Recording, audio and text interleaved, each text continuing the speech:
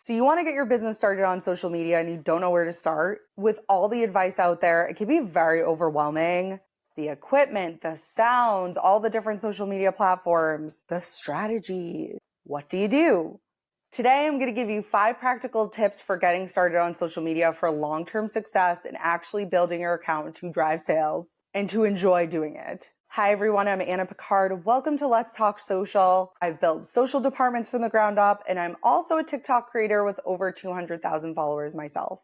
I have a unique perspective because I've worked on the creator side, but I spend most of my time on the brand side. Don't forget to hit that subscribe button because I am always following everything on social media and I will keep you guys up to date. As someone who knows your pain points, being in your shoes, creating accounts, whether you are a brand or creator, I got you. All right, so let's dive in with my 5 essential tips for starting a social media account from the ground up.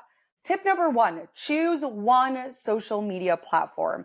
I know you want to be everywhere, but if you focus on actually developing content that resonates with your audience on one platform, you'll feel a lot less overwhelmed. You will not be putting out junk content just to mass spray it. You will actually develop a following. When you actually choose your social media platform that you want to be on, pick the one where you can create content that you enjoy creating. It'll be a lot more sustainable doing it this way. So for example, if you like to create video content, stick to something like YouTube, Instagram, or TikTok, and you can focus on creating video content there. Determine your video content style. If you like shorter videos, then do something like TikTok or Instagram. If you like longer form videos, YouTube is most likely your place. But your audience is everywhere. It doesn't really matter where you are starting. It matters where you're going to actually create content to resonate with them. A lot of folks like to get bogged down on the fact that maybe they're a B2B business and that they should only be on LinkedIn.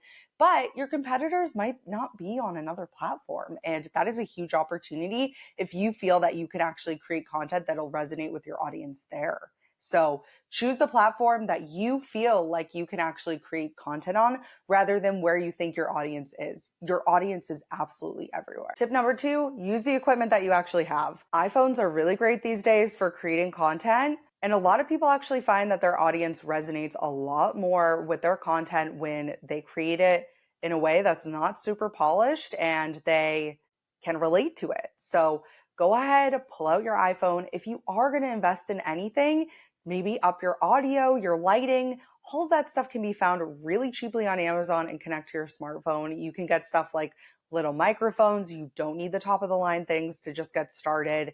You can get a ring light, for example, for like $10. Start with what you have and just focus on creating really good content that connects with your audience. Tip number 3, define your content buckets and do not just pick one. These are the categories or themes for your content.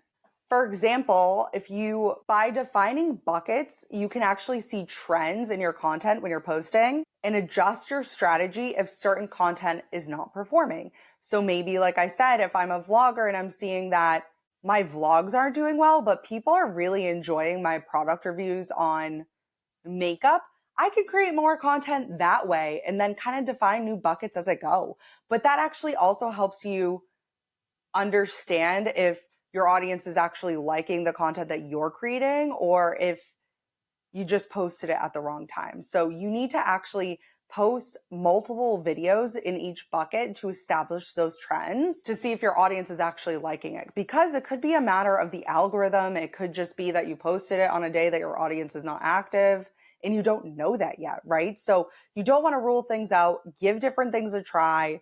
Don't just stick to one thing. A lot of people will just say, stick to your niche audience, but I will say that will burn you out over time if you stop enjoying creating that certain type of content, and you'll just feel like you're at a loss and you won't want to continue. Tip number 4, be consistent with posting. What do I mean by that? I don't mean that you need to post 6 times a day. Focus on quality over quantity. You will grow an authentic audience if you focus on creating value rather than creating views. Trust me on this one when I say that the value piece is what you should be focused. Quality over quantity will win every single time. So focus on actually creating amazing content that your audience wants to consume.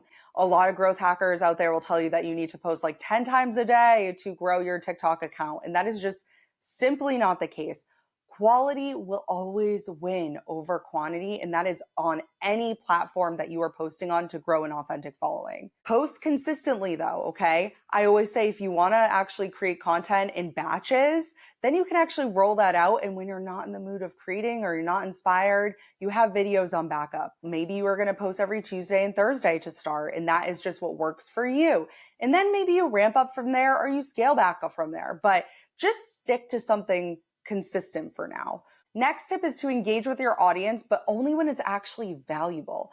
A lot of social media experts out there will tell you that you need to engage with your audience no matter what.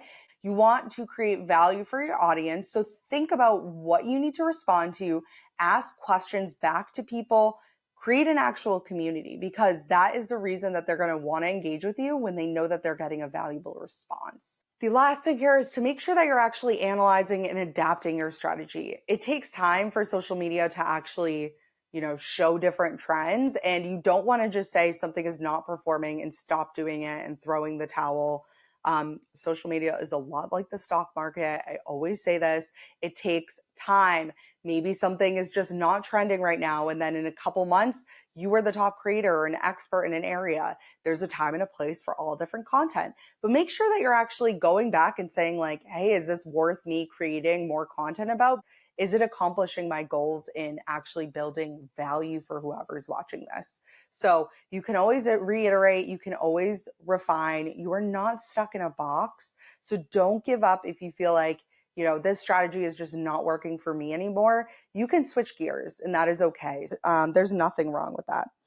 These tips will actually help you jumpstart your success on social media without growth hacking. The key to social media success is really authenticity, consistency, and meaningful engagement. So if you liked this video, give it a thumbs up, and don't forget to subscribe for the latest social media tips and actual tips to success for growing your account. And I hope you guys like this.